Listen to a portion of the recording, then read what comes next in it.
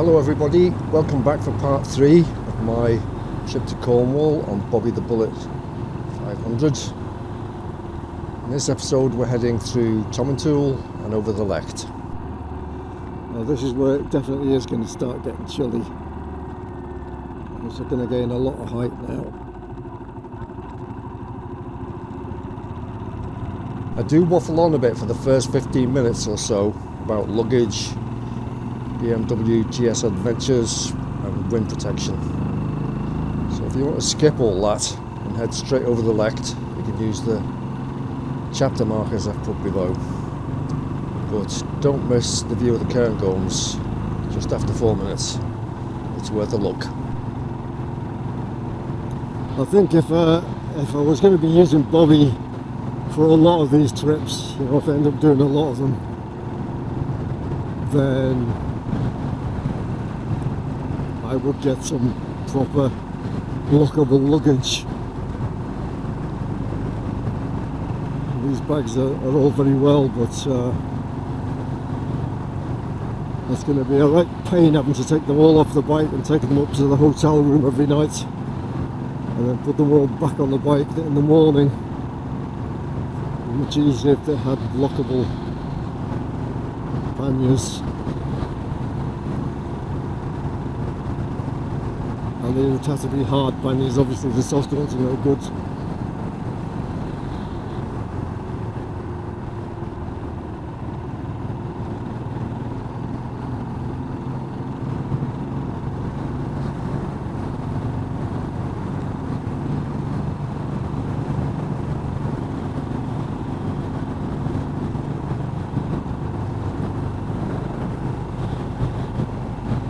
But we'll see.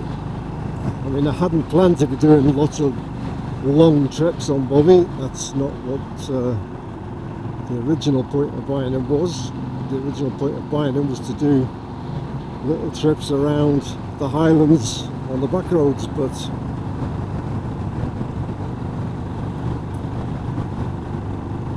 there you go. Make all the plans you want.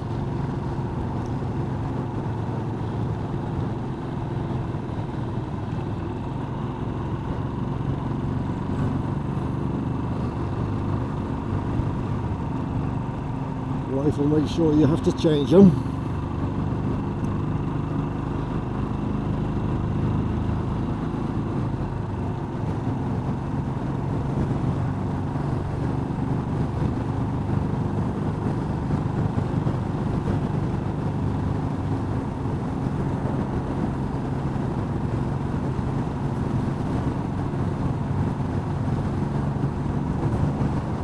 Right, I'm going to turn this vest off for a while, the waistcoat.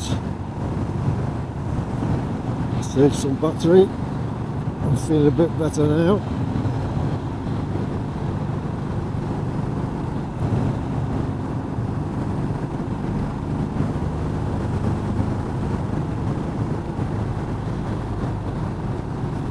I suspect it'll be going on again when we get up to the Lecht though.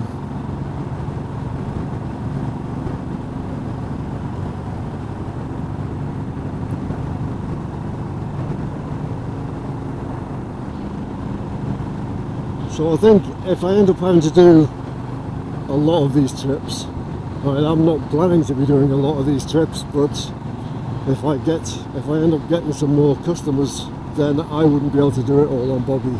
It'd be too much. Bobby would be worn out in no time.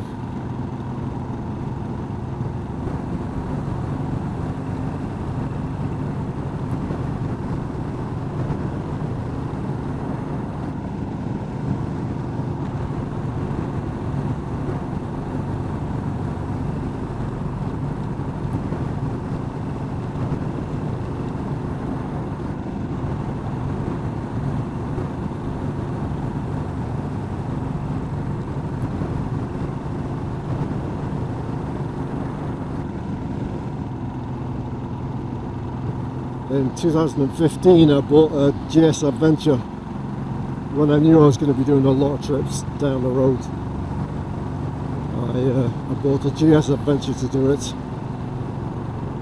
and I put 40,000 miles on that in 3 years. and I was also using the K1600 at the same time for occasional trips, but it was, most of them were done on the GS Adventure. And that was taken off the road in 2018 because the rear shock failed at 40,000 miles. The front shock failed at 30,000 miles, roughly just over 30,000 miles, and I got that done under the warranty. And then the rear shock failed, and it was out of warranty at that stage, so I took the shock off and got it reconditioned. But in the process of taking the shock off, I found a horrendous amount of corrosion on the rear subframe, and then when I had a closer look, there was a lot of corrosion underneath the tank on the front subframe. So I decided to take it apart, and then I found that all of the powder coating on the top of the engine was also knackered. So I stripped the bike completely, and obviously with the intention of putting it back together again, and then COVID happened and various other things happened. So that's been sitting in pieces for, well, what is it? 4 years, 5 years. So my intention is to put that back together, and, well, the intention was to put it back together and sell it, because I didn't think I'd be needing it anymore. Because the only reason I bought it was for travel, for doing all these long trips. So I'll get it back together, and then we'll see what the situation is. If I end up with more customers, then I'll have to hang on to it, and I would use that for a lot of the trips. And we'll see how Bobby does on this trip. I'm not saying I wouldn't use him again, but if I've got to do half a dozen trips a year, then I can't use Bobby for every one of them.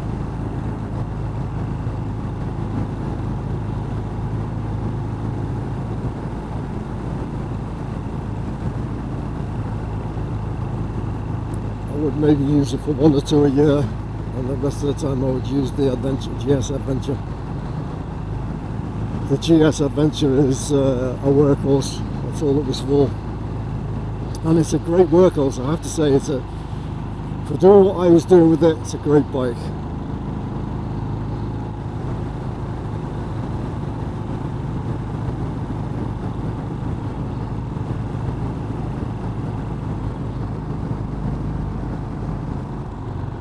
If you have to do a lot of travelling,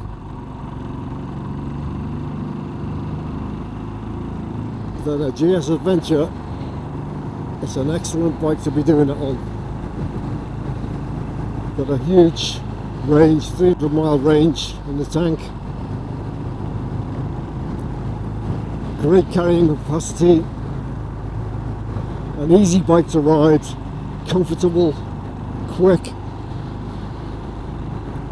Just a brilliant bike for doing long journeys.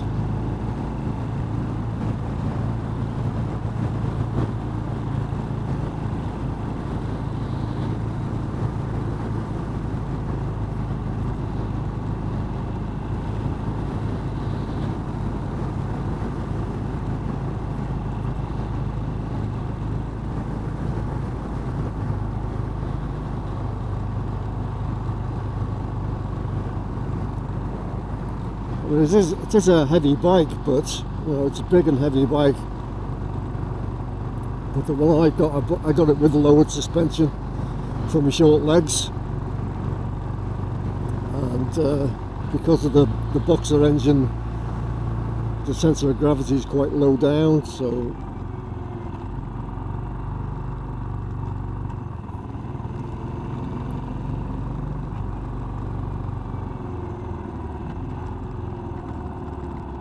it's easy to ride. It's not like the K1600. The K1600's a real handful, especially in town and amongst traffic. the GS is a piece of cake.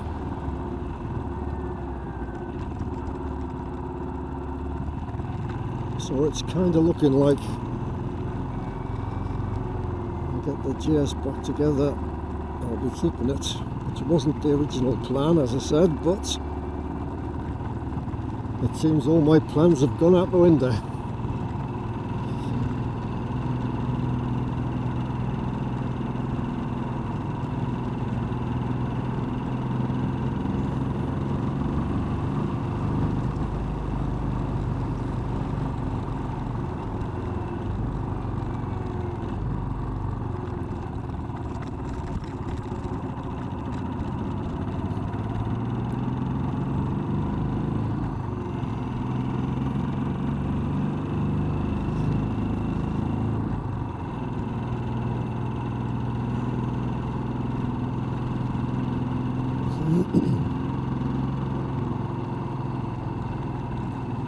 Well, I have to say, compared to using the 1600, this is easy. I mean, it's slow compared to the 1600. It's a lot slower, but it's a lot easier.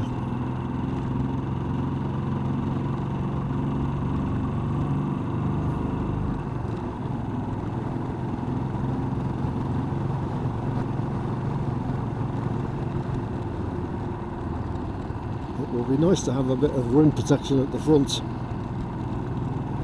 I think if I was going to be doing another winter trip, I would get a screen. Well, in fact, I've got 2 screens already. I've got 2 spare screens for the K1600. I would modify one of those, make a bracket to fit it on the front.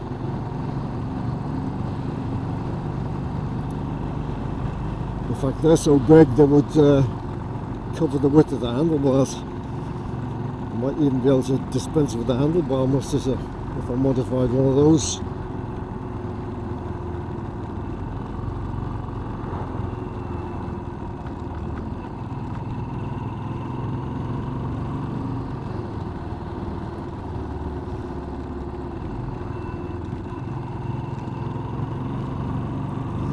You might be saying, why have I got 2 spare screens for the K1600? Well,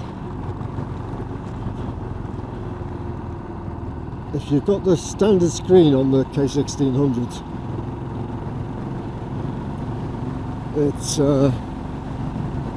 it's pretty poor, I have to say. Aerodynamically, it is very poor. Your arms, your shoulders, your hands have got no protection from the wind. You get a lot of wind blast, and you also get quite a lot of buffeting on your chest and on your head. So it's just a really poorly designed front end from a wind protection point of view. So I got a bigger screen to see if that would solve the problem, and it didn't. It improved it slightly, but it created a lot of backdraft. You know that feeling when you've got a big screen? Well, you may not know, but if you have a big screen, you can get kind of an effect where the wind comes around the back of you and pushes you forward, which is very uncomfortable. I don't like that feeling at all. So that didn't work, so I tried another screen which was supposed to solve the problem, and it didn't. And then eventually I found these winglet things. There's a company in the US made them, and they fitted down the front of the bike, just below the handlebars, or just in front of the handlebars, I should say. But to import them from the States, they were going to be a ridiculous amount of money for a couple of tiny bits of acrylic. So I decided to make a pair myself, which I did, and put them on, and the difference was miraculous, I have to say. with a standard screen on those winglets. Just amazing, the difference. All of the wind problems on your hands and your arms and your shoulders went away, and the buffeting went away as well. So why on earth BMW couldn't have done that from the start? I have no idea. With all of the money that they've got, how could they not have tested the wind protection in a wind tunnel and found the best solution? Don't ask me. I think they've improved it on the later models. The ones I've seen, they seem to have a better arrangement around the handlebar area.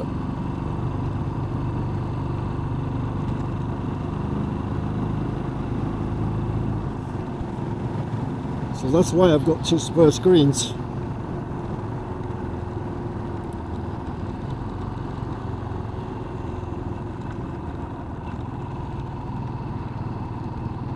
But they are big. They're huge, in fact. On Bobby, they would, as I said, they would cover more or less the entire width of the handlebars, I reckon.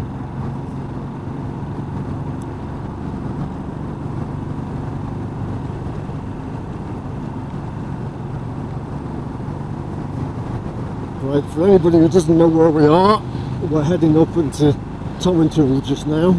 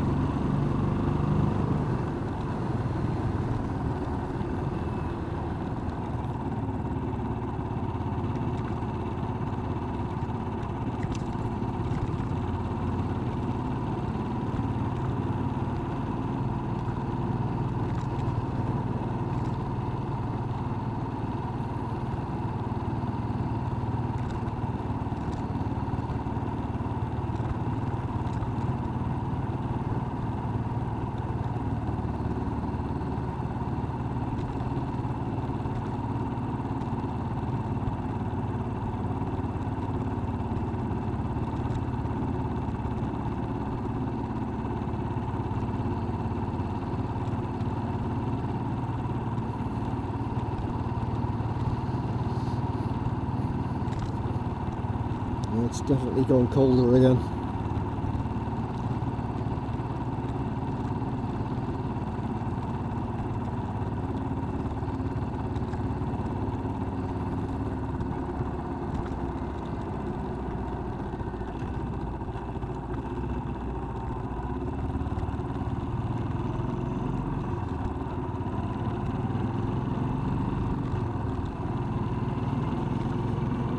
Okay.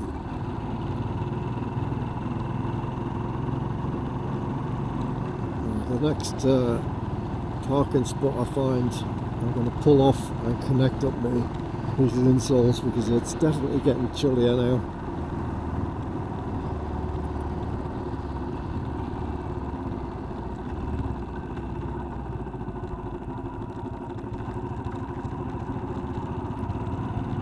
Right, we're heading for the Lecht now. I think it's 5 or 6 miles from here.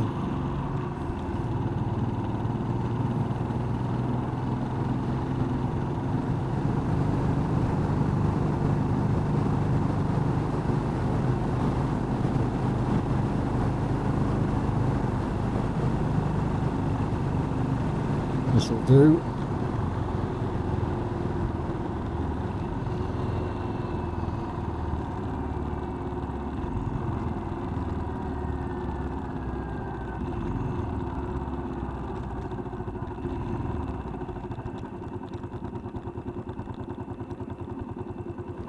Okay, sorted.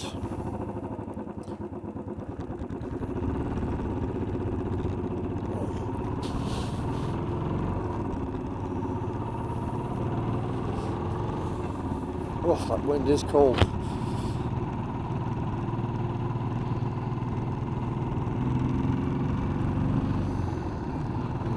That's better as well with that handlebar muff connected on the first button. It's keeping it out the way of the main beam switch.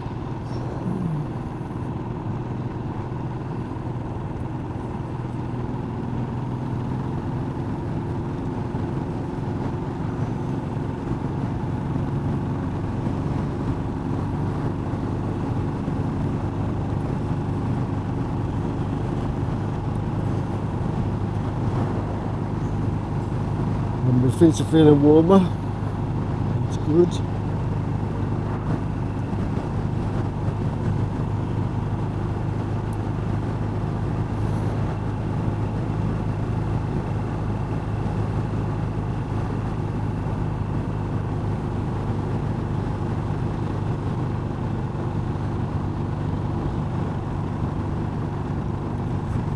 I would really prefer to have my feet on a separate setting, but I would need to change to the gerbing remote system for that.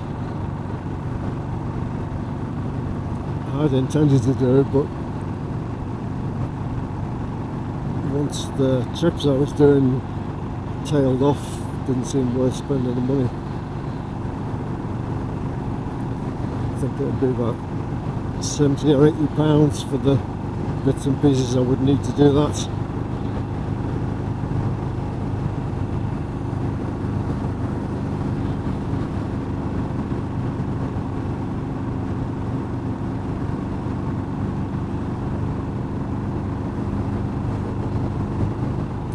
Put it on back to the low setting.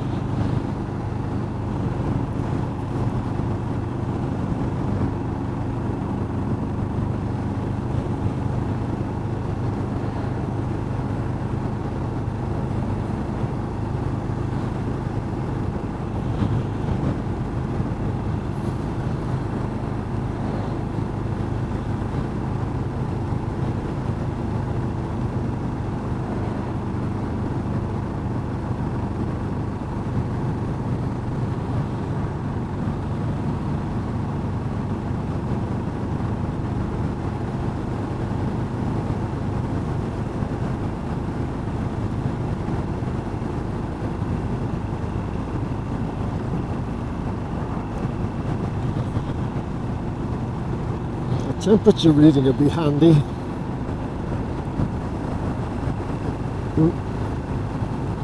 Concentrate on the road.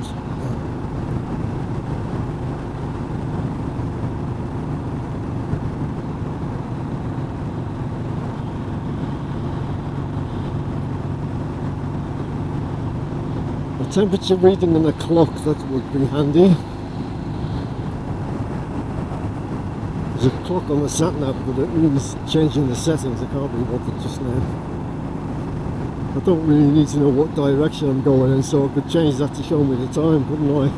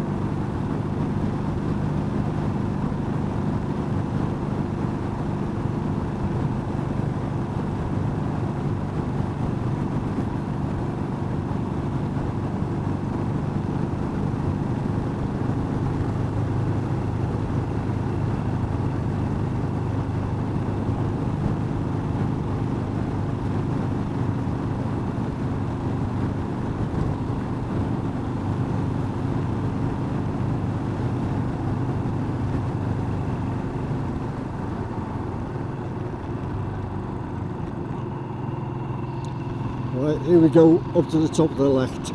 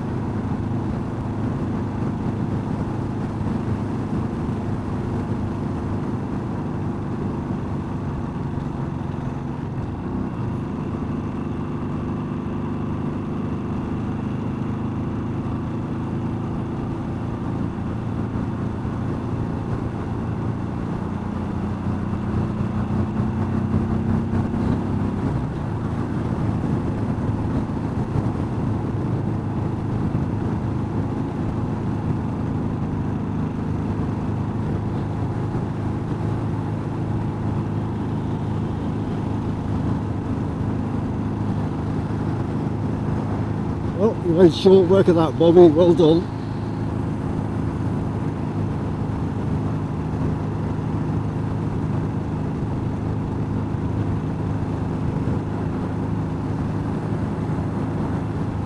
What a brilliant wee bike.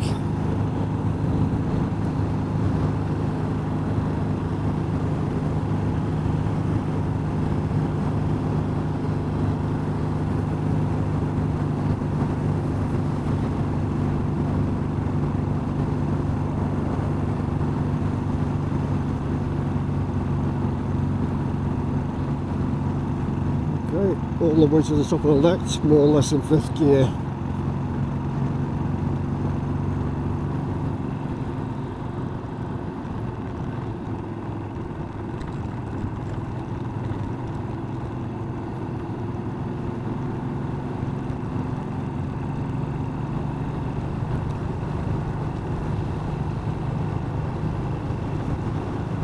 There's quite a bit of weight in the luggage I've got here.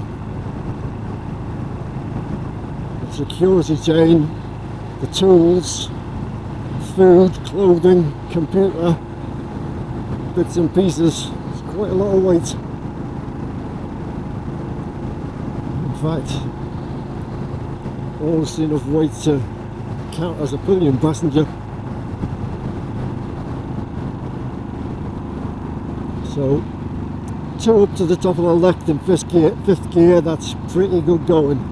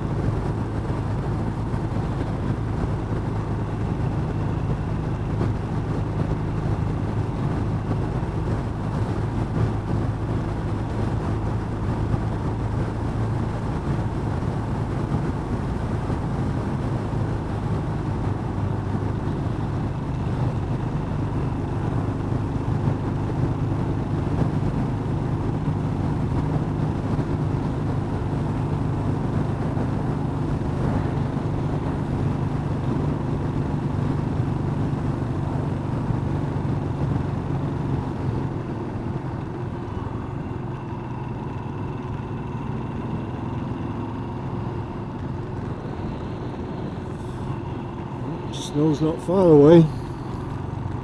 I said it's going to get colder by the weekend, so won't be coming back this way anyway, I'll be coming up the west coast. So, that won't affect me. It'll just be cold. Well, that's what the weather forecast is saying at the moment.